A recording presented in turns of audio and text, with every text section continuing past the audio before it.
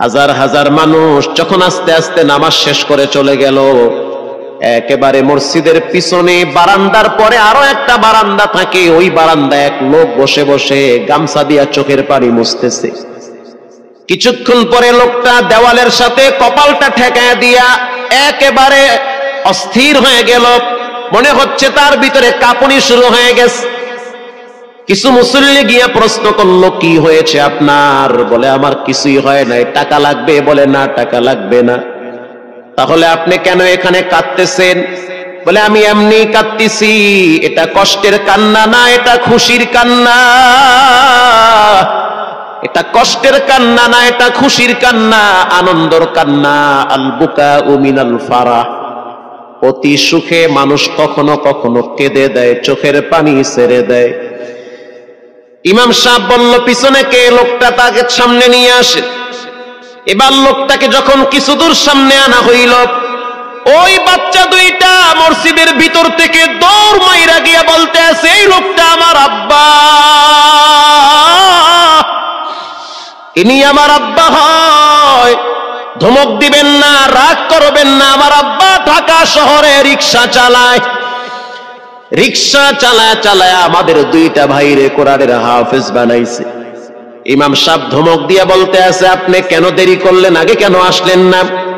রিক্সাওয়ালা বলতে আছে, আমি যদি আগে আসতাম আর যদি পরিচয় দিতাম আমি রিক্সাওয়ালা, হয়তো আমার বাচ্চা দুইটারে মানুষ খোটা দিবে যে রিক্সাওয়ালার পোলা। এজন্য আমি আসি নাই। দূর থেকে নামাজে কোরআন তেলাওয়াত শুইলা আবার আস্তে করে দূরে চলে যাই। মাঝে মাঝে বাচ্চা দুইটার সাথে দূর থেকে আইসা দেখা করি। এটাই হলো কোরআনের বরকত। পরে শুনতে পারলাম এই বাচ্চা দুইটার মাও নাকি গাড়ি অ্যাক্সিডেন্টে মারা গেছে। লাশ পড়ে আছে সেই কুড়িগ্রামে। একটা ছেলের নাম জুবায়ের আর একটার নাম হলো তালহা। রিক্সাওয়ালা বলতে আছে, আমার আফসোস নাই, কষ্ট হলো এক জায়গায়, সেটা হলো ঈদের সময় বাচ্চাগুলা তো বাড়িতে যাবে, বাড়িতে যাওয়ার পরে দেখবে ওদের মায়ের লাশ কবরে পড়ে আছে। ডানে বামে মাটি, সামনে পিছনে মাটি, মাটির ঘর, অন্ধকার কবরে মা ঘুমায়। ঈদের দিন এমন কোন দরদি নাই যে আমার বাচ্চাগুলারে সান্ত্বনা দিবে। গত ঈদেও দেখছি বাচ্চা দুইটা মায়ের কবরের পাশে দাঁড়ায় দাঁড়ায় লম্বা টাইম কেঁদেছিল। আমাদের ঘরে কোনো ঈদ নাই।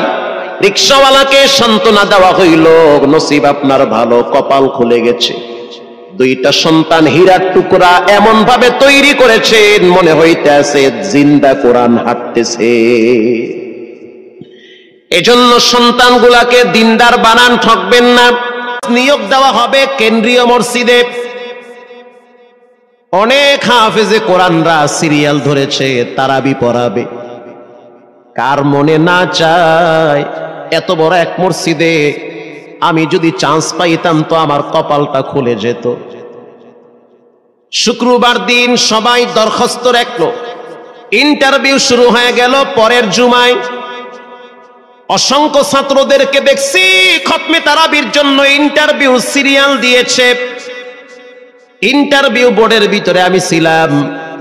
কয়েকজন হাফেজকে আমরা সিলেকশন করছি যে এদেরকে নেওয়া হবে। এদের তেলাওয়াত সুন্দর, পড়াও বড় মজার। আমরা কাগজগুলো এক জায়গায় জমা করছি। পরের জুমায় আমরা ঘোষণা দিয়ে দিব কোন মায়ের সন্তান চান্স পাবে।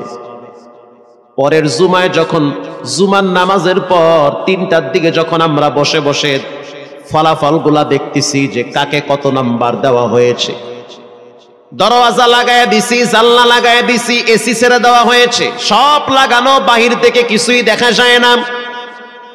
ইন দি মিন টাইমে মসজিদের বারান্দার দরওয়াজায় কে যেন নক করতেছে। খাদেম সাহেব আস্তে করে জালনা খুইলা উকি মাইরা দেখতেছে যে 2টা ছোট বাচ্চা বাহিরে দাঁড়িয়ে আছে, একেবারে অল্প বয়স। খাদেম প্রশ্ন করলো, তোমরা কারা, কেন আসছো? বলে আমরা 2 জন আসছি খতমে তারাবির ইন্টারভিউ দেওয়ার জন্য। খাদেম সাহেব একবার পায়ের দিকে তাকায়, আবার জামার দিকে তাকায়, কারণ কথার সাথে বাহ্যিক সুরত মিলে না। অন্য অন্য ছাত্রদেরকে দেখছি কত উন্নত পোশাক পরে, গেটআপ কত সুন্দর করে ইন্টারভিউ দেওয়ার জন্য আসছে। আর এই দুইজনের দিকে তাকায় দেখলাম মনে হয় রাস্তায় ভিক্ষা করতে করতে আইছে, মানায় না, একেবারে গরিব। খাদেম বলল, ইন্টারভিউর ম্যাচ শেষ, চলে যাও বাড়িতে, নেওয়া হবে না। যাদের ব্যাপারে পরীক্ষা নেওয়া হয়েছে তাদের ব্যাপারে ঘোষণা দেওয়া হবে। বাচ্চা দুইটা নাসর বান্দা বলতে আছে, আমাদের তো টাকা নাই যে আমরা ভাড়া দিয়ে এখানে আসব। বাবায় বড় কষ্ট করে 2-4টা টাকা জমা কইরা পকেটে দিয়া পাঠায় দিছে, এজন্য আসতে দেরি হয়েছে। খাদেমের বড় মায়া লাগছে, কারণ খাদেমও গরিবের সন্তান। ভিতরে গিয়া মুয়াজ্জিম সাহেবের বলতে আছে, ও ভাই, বাহিরে 2টা বাচ্চা দাঁড়ায় আছে, ওরা নাকি হাফেজে কোরআন, কিন্তু দেখলে তো মানায় না। মুয়াজ্জিম সাহেব ধমক দিয়া বলতে আছে, কোনো সুযোগ নাই, তাড়ায় দাও। খাদেম গিয়া ইমামের কানে কানে বলতে আছে, হুজুর, বাহিরে 2টা বাচ্চা দাঁড়িয়ে আছে, চেহারার ভিতরে এত মায়া, কিন্তু বাহ্যিক সুরত মিলে না, ওরা নাকি কোরআনের হাফেজ। পাশেই তো রহমানিয়ার মুহাদ্দিস সাহেব বসা আছে, তিনি বলতে আছে, কি ব্যাপার, ফিস ফিস করে আপনি কি বলতেছেন?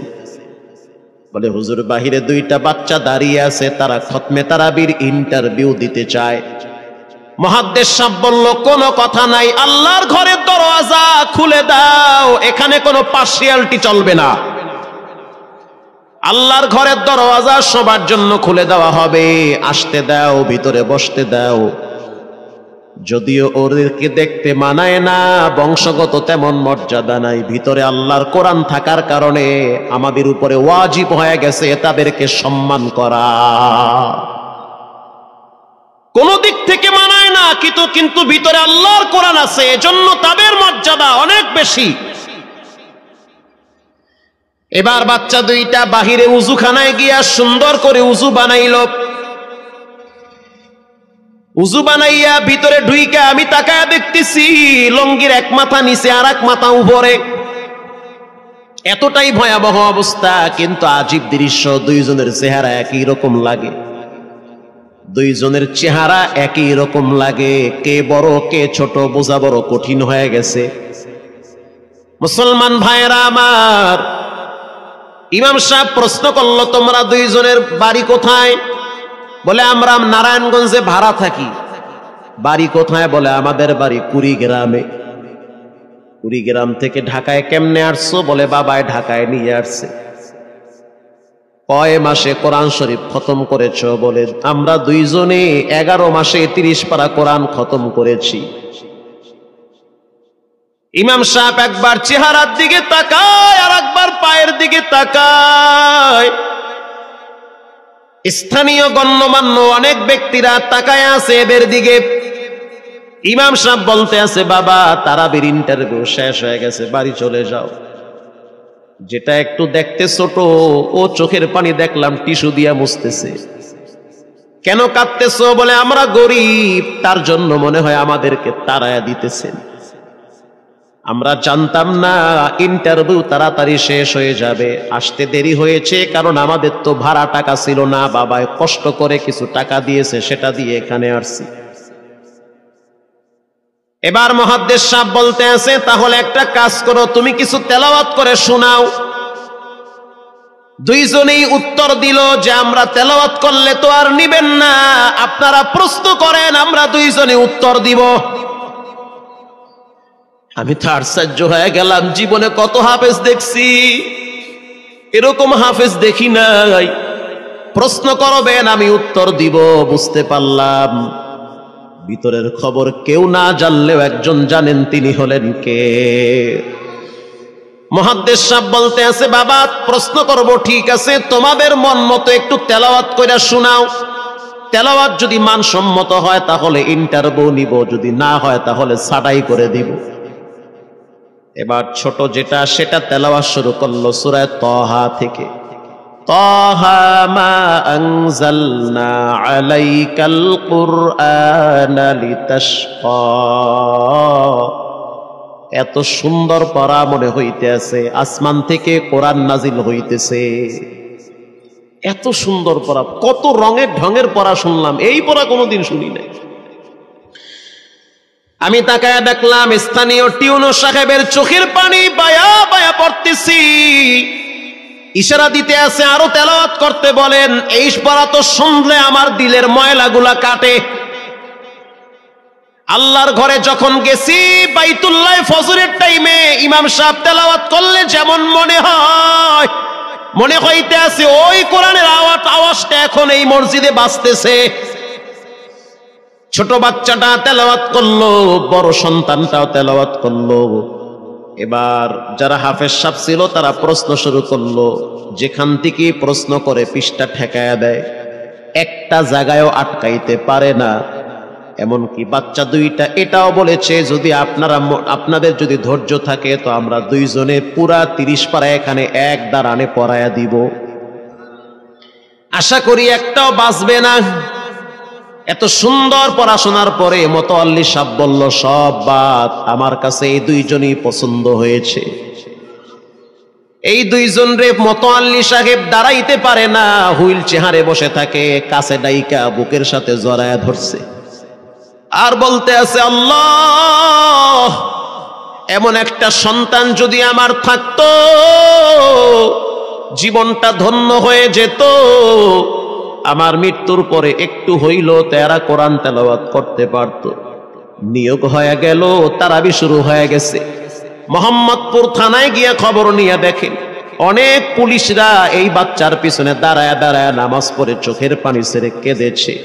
শুধু তাই নয়, অনেক হিন্দু মহিলারা পর্যন্ত রাস্তায় হাঁটার সময় তেলাওয়াতের আওয়াজে দাঁড়ায় দাঁড়ায় কোরআন শ্রবণ করেছে।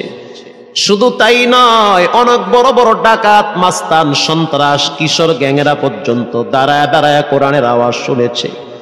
17ই রমজান তেছে বদর দিবস, হাজার হাজার মুসল্লি দাঁড়িয়ে আছি।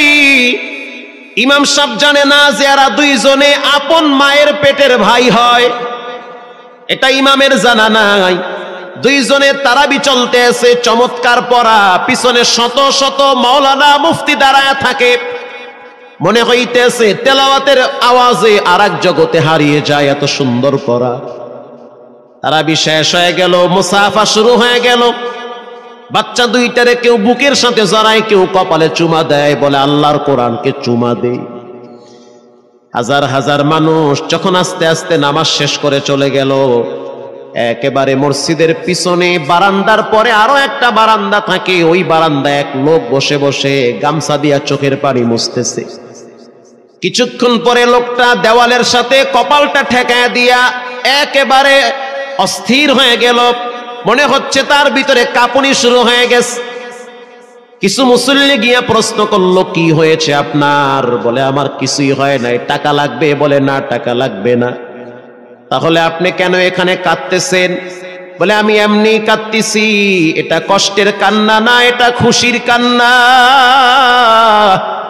এটা কষ্টের কান্না না, এটা খুশির কান্না, আনন্দর কান্না।